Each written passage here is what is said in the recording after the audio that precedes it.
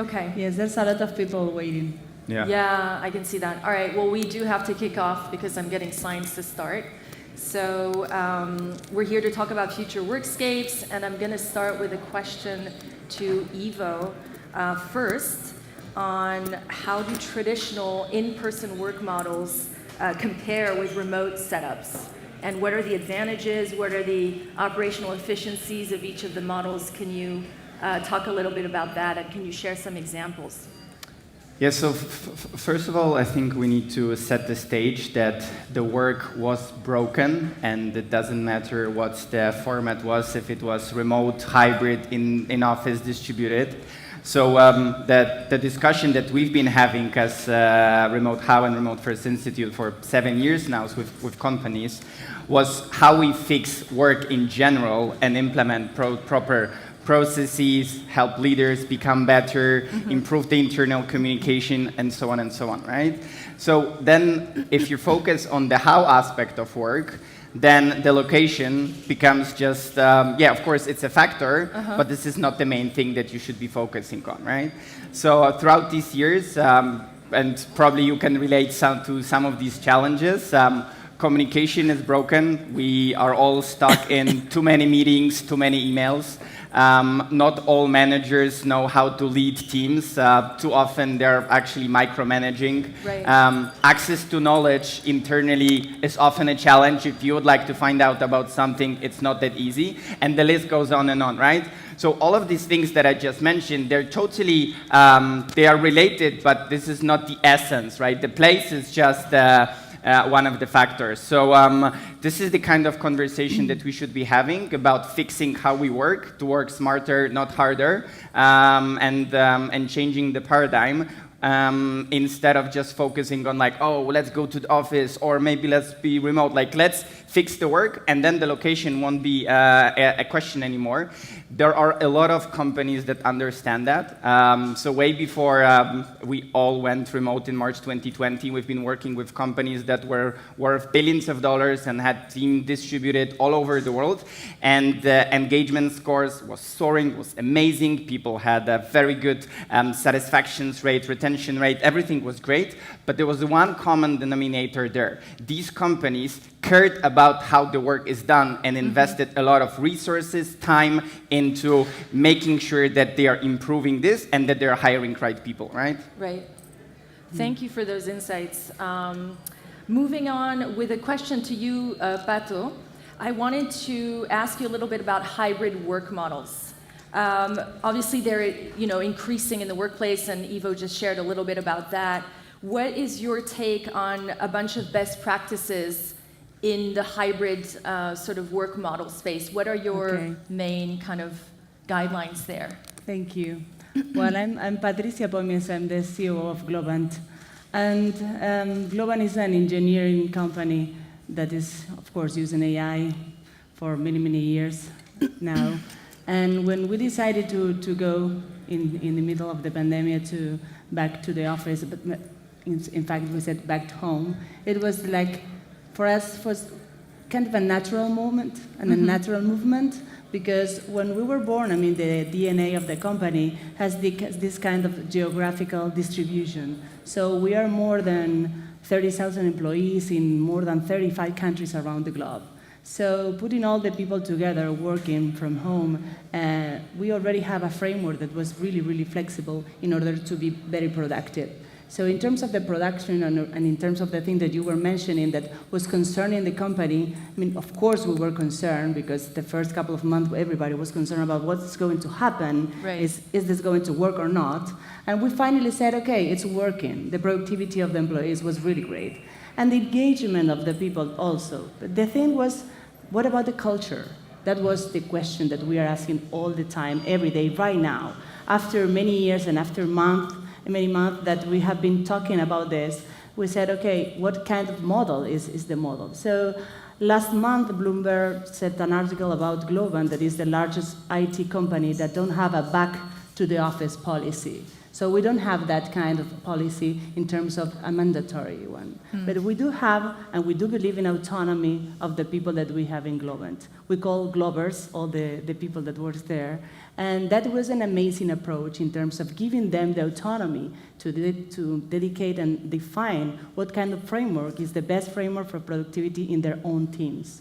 So each team that we call pods, agile pods, they define themselves what kind of approach they need in order to be more productive and to complete their objectives. So some of them decide to go to the office 2 days, others say 1 per month. Of course, that changed everything. Changed the kind of offices that we have, the change of policies, the change of management, the leaders that we are. So we have been doing a lot of things that has to do with how can we handle better those kind of teams. We use platforms with AI. We train the leaders and we train the people. And of course, many of those things has to do with the productivity of the people. So this hybrid with autonomy model is kind of unique in the industry right now.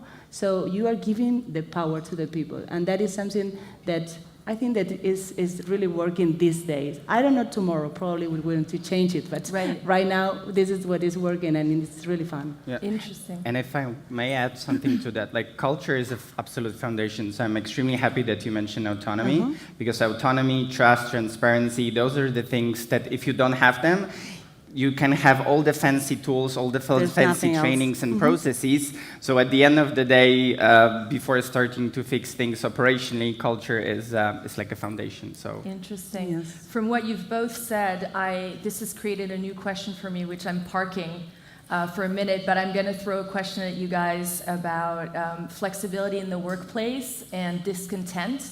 Like there's this dichotomy between, the quiet quitters and it's impossible to recruit a Gen Z, and then it seems like we're talking about bending over backwards, tailor-made work setups, etc. So I'm going to come to that, but before I say that, and you can all mull over it, I'm going to throw a question at you, Cicely, about the role of technology and the role of AI, because none of what we're discussing would be possible without tech and AI. So what crucial roles are they playing in enabling this kind of future workscape that we're talking about? And what are some of the impactful sort of tech platforms, innovations that you've seen come through that are helping in what we've been discussing so far? Yeah, I think I've really helpfully listed for us each of the problems that we've got at the moment with contemporary work life. And some of those things can be fixed by hybrid, but some of them all remote and how you structure them, and some of those can't. But what I think is really exciting about AI now is that we have ways to solve those problems that we didn't have before. So a product that I'm very familiar with, because it's our product, is Harriet. And what we're able to do is pull together exactly what Ivo spoke to. It's really difficult to get information about the company when you need it at the point of need. Right. And that can be a huge problem, particularly if you're someone who doesn't work at a desk on Slack all day, and you can't just email your HR team about something which personally is going to be really stressful to you, like, I'm pregnant, what's our maternity leave policy? Right. You also don't want to tell somebody that. So our technology, and really AI, facilitates this in a way that we couldn't have done even 2, 3, 4 years ago without massive engineering power. Because of LLMs, we can pull together all of your internal information and make it really accessible for people. So that communication piece between the company and the employee, and I think on a higher level, this is something that we're kind of talking about here. Of course. We're discussing as a group, this is what companies want to do, we want there to be a great culture, we want a hybrid, but it's that question of communication actually into the employee. How does the employee experience that? Autonomy and I think AI, particularly in how the company is able to communicate, facilitate, and allow them to do their best work through products, whether it's a productivity product, whether it's solving something like a help desk of the future like Harriet. Each one of those, I wouldn't say that AI, there's one product that's come up that's going to just fix your work. It's going to fix your company. We want to believe. We want to believe it, but I'm quite skeptical of the AI companies that are like, we're just going to help you find anything everywhere, because that's quite complicated technology to pull off. But what I think is that we're in this golden moment of the product builders who can come to each of the problems listed and help with helping culture, with helping communication. And I think that's where AI is really exciting, our product amongst others. Yes, well, adding to that, I mean, in Globant, we have been struggling with many of the things that you're doing, and we have many platforms that we develop specific for different kind of approaches. One was Geno, and that is a platform that makes the leaders have been able to choose the best team for the product that they need to build. So you have the complete full scenario of Globant people, the 30,000 people. So Geno helps you in terms of bringing you the best profiles for the product that you need to do. But not also that, I'm also meaning it's giving you the background of each of the Globers. Exactly. So where do they live? I mean, how do they live? If they have kids, if they have, I don't know, pets. And according to that, we have been able to develop a platform that is giving different kind of benefits to the different kind of Globers. So I think it's also have to do about the personalization of each of the people that is working with you. I mean, we are 30,000, right? We are really a big one in terms of how you're going to understand what is happening in the house or in the teams of each of them. So we're using also that kind of platform. And another one that is called Star Me Up that helps every people try to give stars and reevaluate the people and saying, okay, you're doing a great job. So it's not only the feedback, the formal feedback that HR departments or people departments are allowing, it's also the 360 feedback that we want the feedback of everyone that is touching base with you. Yeah. As a Remote First Institute, we are running right now this study called AI Readiness Score. And we're asking people how they feel about AI and how they're using AI. And there is a lot of optimism, which is great, but also we keep seeing that there are not that many use cases that people are extremely excited about. We kind of like, oh yeah, it writes emails, etc. But then the potential is huge, and I think there is an exercise that you can actually do yourself later on to look at the tasks that you're working on and see which of them can be augmented by AI, where you can build an AI assistant to guide you through the process, and which of them can be automated. So probably you've heard about these autonomous agents that you're giving a task and then it does like 10 things and then it spits out the final output. They're not perfect yet, because they're not perfect because LLMs are not that great, right? But once you have like GPT-5, 6, etc., they would be able to really get the stuff done. So you tell it, do this research, and then it would do 15 things and then give you the research. Like it can be an hour, whatever, right? So augmentation, automation, and the last piece, this is where we are safe, what should be done only by humans? Like where the AI should not be touching this task, right? Maybe it's related to empathy, complex decision-making, etc., right? So kind of as we go through this process as an institute, we see that there is a lot of buzz and hype and people are overwhelmed. But then when it comes to like how it will actually impact my work, like do the exercise, be like honest with yourself, a bit of critique, like, okay, I'm doing these like 15 things every day, but the reality is that like 10 AI can do in a year or two, right? Maybe it should inspire you to upskill, maybe you should reskill, maybe you should open a bakery, maybe you should do some woodwork, like, I don't know, but think about it because the revolution is huge and it will impact all of us in this room. Interesting. Before I move on to that other question that I told you I would throw at you, I read something this morning on Instagram that said, I don't want my AI to write for me and draw graphics for me. I want my AI to do my laundry and clean my dishes so I can write and draw. What is the effect of this tech? You know, I understand we're working on like flexible workplace and stuff, but the actual content of the job, has changed, not even is changing, like has already massively changed for all of us. How is that impact? Now that might be a segue to the other question, like how is that impacting job satisfaction, and is that part of the conversation you guys are having on flexibilizing the workplace for people? I think that we all want someone to do the washing the things at home. For some, it's relaxing. Yes, it's a good quote, but I think that we're going to get there, of course. I mean, the point is, I understand. And there was another advertising the other day that was some building that need to be constructed. So, hey, AI, come and finish this. You cannot do it because, I mean, they cannot do on the physical place right now. But I think that we are going there. The point probably is, I mean, how to think that AI is going to make us the best version of ourselves. I think that is the point. I mean, it's not thinking AI about something out of us. It's thinking, okay, I mean, how I'm going to be better using AI. Right. So we like to think that the Globers and the people that is working on everyday basis are on the driver's seat. And AI is the one that is helping them to be better in terms of how to build something, a product, or to build, or to do the washing and the drying. But I think that has to do with a different mindset. It's putting again, what we are as human beings in the center of the discussion. And of course, AI is another thing that is going to help us to be in a new scenario, probably in a new society, in a new way of how we are working. I mean, he was explaining how the AI agents are doing great or not yet.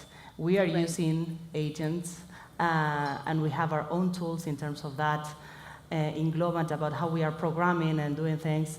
But they're still not perfect. We still need someone that is there trying to fix what they're doing. So that is something really, I mean, we were talking this morning about that with the one account that we are doing with the testing, and we need to put supervisors to the agents to understand that they're not mixing things. So still we are there. But probably tomorrow we are not going to be there anymore because this is really, really going fast. So it's how we're going to be prepared in order to change the scenario, what we are doing. And that is the main discussion here. I mean, us as human beings, okay, where we're going to be seated. Cicely, you have something to add? Yeah, I mean, slightly controversially, I think in a professional context, that's exactly what AI is doing. It's doing the laundry. When I spoke to one of our customers, and the head of people there was saying, the two words that I'm trying to solve for in my workforce right now are, and this is what comes up in our engagement surveys, chaos is one of them, and burnout is another one. And she split out in terms of burnout. This is how much it takes people to live their lives, pick up their kids, do the laundry, do all of that. You wouldn't mind doing the laundry if you had the full day to do it. The fact is that we have time scarcity, and this is where AI is able to step in a work context. And it might seem like fairly minor things, but as someone who is quite dyslexic, it is absolutely game-changing for me to have to not check my emails 15 times because AI is able to do that for me for the words that in English, as we all know, sound the same, look the same, are the right words, but are used in different contexts. Sure. So I really strongly feel that already the leaps in AI are saving us that time that is allowing us to do the laundry rather than getting to do it is letting you do the laundry by taking off that percentage. Interesting. But this is actually interesting because if we have time to do the laundry because AI is doing the work, why the hell are we working 5 days a week? We should work 3 days a week. Bill Gates said that, not me, 6 months ago, that he believes that we're trending towards a 3-day work week, right? So fingers crossed. And I think like if I were to pick one thing that AI can give us is time. But now it's the question how we use this time. Will the corporations keep us being more and more productive, but we still, corporations, let's say business in general, we still work in the same model, we just become more productive, or we finally have more time for our lives. And 4-day work week, as probably you've heard, there are tons of experiments going on for years, especially in Canada. So it's already happening, right? And AI is probably like this amazing power that can make this shift happen, but we need to make decisions and organizations need to be also able to measure output. So we're kind of like, if we want to change something, we need data that will prove that if we implement it, then... So at the end of the day, we need to fix work if we want to adjust how we work. Fixing work. Fixing work all the time. Interesting. This made me think of this kind of like, you know, really huge surge in always-on culture that's happened since, you know, like I almost want to say like the old version of the web was just a nightmare. Like if you're working with California, you're automatically up outside of your hours and at your desk at 9 a.m., etc. And I did want to discuss with you kind of the global workforce, because I know all of you have like a global footprint. So what are some of the ways that smart tech and artificial intelligence can help us address these issues? I saw that there was some tech that's coming up where like AI can just staff a meeting for you. Have you heard of this? Yeah. A lot of times, if you want to change something, it's about habits. When we're talking about turning on in the morning and then switching off at hopefully 5 p.m., like what would be the habit, right? So one thing is that you can have this ritual that you're starting today doing X. I don't know, opening a book, writing some notes for the day, whatever, and then you're finishing the day, you're closing an app, you're turning off your notifications, whatever it is, right? But it's kind of like the switch happens in your head. So that's kind of like one. The second thing that works really well, I mean, it's quite hardcore, but I'm deleting all my work apps between Friday 5 p.m. and Monday 9 a.m. So I don't have any work apps. I tried turning off notifications, but it was too tempting to touch. So kind of like removing the temptation to get back to work. The second thing, this is more like work or organization related, and you would need to fight with your team over that, is learn how to communicate asynchronously, right? So we need to have a policy internally, like how we communicate. If we communicate outside of work hours, and this is non-critical, you have time to answer this tomorrow. Even during the day, if you're messaging about something that's not critical, you have like 1 or 2 hours to answer. So you need to set some rules internally, but then you should be thinking about the work habits for yourself. And here, actually, AI can be a perfect coach that is helping guide you through this journey. I'm not still there where I can unplug me on the I will weekends. help you after. If you can help me. And no, I think that in Globant, what we have is something quite great. And in fact, the attrition of the company is lower and lower every quarter. And I think that has to do about the kind of culture that we have. And that has to do with the habits, of course, and what we expect of every Glober. We have been working for the for the beginning, about being a people-centered company. And that is just not a slogan. It's just, okay, we have, for example, I am the CEO of the company, so I'm responsible for business and revenue of the company, but also of the HR and people organization. And we put together that model because we believe that there is no way to be successful in business if we don't have the people aligned with that, and right. if the people is not, related with the business. So that is giving us the help to understand how they work and what they need. There is this generation, Gen Z generation, that we are all the time, and I am a really fan of that generation, in terms of they don't want to belong to a very big corporation, and they don't have this kind of label saying, okay, I belong to this corporation. They want this autonomy, this flexibility. They want to have their own times, and they want to be free, of course. The freedom is one of the key things. So how do you do that and trying to be productive at the same time? That is one of the questions that we are doing on an everyday basis. So the thing that we're putting in place is having one of the structure of the company is a program called Be Kind. And we launched that program, and it has to do with many, many different objectives. But one is be kind to yourself.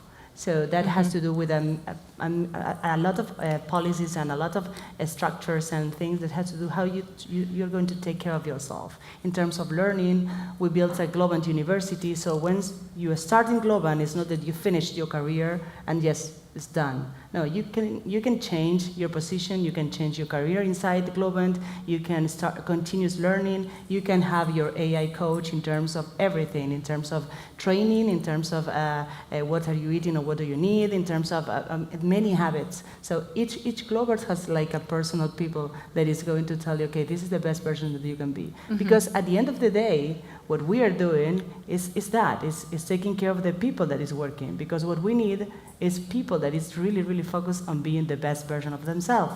So that is not just something that you can do one day from the other. We have many policies about the 45 minutes meeting. We have many things of that. But the thing that is really working is giving the autonomy to the people to define what kind of work they're What going works to for do them. and how they're going to do it. If they want to unplug on Thursday or Friday and start on Monday, it's up to them.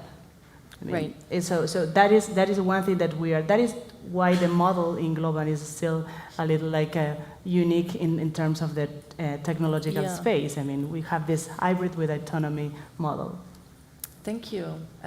It seems like a lot of the focus for you guys is on having these tailor-made settings that kind of instigate softness in the schedule, which is a little bit in contrast with what you were saying, Ivo. Like when you were discussing how you tackle these issues of not being always on, it almost feels like what you were saying, and I can relate to this, I think a lot of us in the workplace as well, it feels like you have to step on the hose and shut it down from like Friday to Monday morning. And then when you lift your foot, because you're back in notification mode, there's this backlog and this rush. We get it when we're on holidays, but frankly, we get it when we make the decision to just be offline in the evening, right? No. So I don't know, Cicely, you haven't spoken much on this yet. Like, do you have any insights on how we're looking to fix this? Well, I have some views on what the kind of perfect world looks like, but I think there just are business realities that, in truth, I don't really know what the answer is to them yet. For example, I strongly believe that you should be judged on output, not input. Yeah. So if you need to collect your kids for 2 hours and then you're working later in the evening, or you prefer to work in the morning, that's totally fine. But then there's also the question of we as a team need to be able to contact each other between certain hours to troubleshoot, because there are things that need, and my strong belief in all things, management, great business running, is just communication. So I feel that you can have output focus with an absolutely dogged dedication in your company to communication. So it's totally fine not to be out, but a kind of structure where you say that you're in a team, in a meeting, and then you're not, that can't stand. You have to say, it has to be very structured for the kind of unstructured to work. Right. Process is how in our team we try and deliver it. But I think there is a tension, particularly between time zones, and there are, I think, coming back to you, Ivo, that point of just make sure that there's a clear process in place for all the eventualities, and there are things that you might not think that you need a process about. So let me know when you need to reply. Yeah, and I think this is something extremely important that you mentioned, to productize work, right? That you're talking about the outcome and not the fact that I was answering your Slack messages at 9:30, right? PM. And having this linked with AI, and that was already happening before AI was such a hot topic. How we can package the outcome of our work and how we can price it, so we are really judged on the outcome and not on our availability to answer messages or like attend meetings, right? And this is in the good of the company, because company knows like, okay, so this person would deliver this report, it would cost us 1,000 euros, and we will have it by next Friday. Amazing, right? But this is such a paradigm shift that it will take some time, but definitely technology is helping here. I also think finding a way to police is the wrong word. That's a bad word in this context. But you know, it's perfectly natural when someone junior, their manager messages them late. Right. They want to reply because they want to do a good job. Yes. The one thing people want is to do a good job.